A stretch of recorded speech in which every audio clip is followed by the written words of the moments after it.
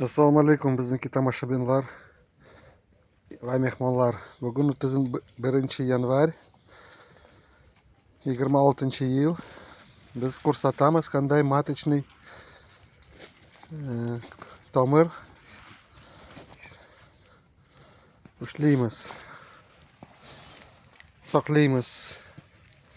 Hamma barak, hamma narsa musor-pusor chiqarilgan. Polniy, hamma grunt toza. Nima uchun bu barak zahar ichiga kirmasin, barakdan patogen mikrob.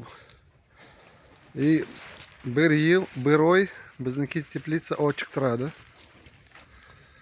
Mana nima sabab, nima bo'yicha 600 soat dam olish kerak.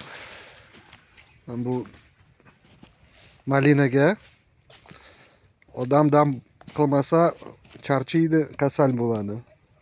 Shu ham bizniki o'simliklar bir xil.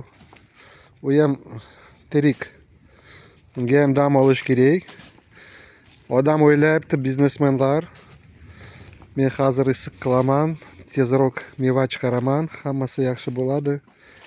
Yo'q, shunaqa yaxshi bo'lmaydi. Keyin ko'proq kasal chiqadi, meva ham kichkina bo'ladi. Shu bizniki O'zbekistonda qiyinda 600 soat topish, sovuq soat.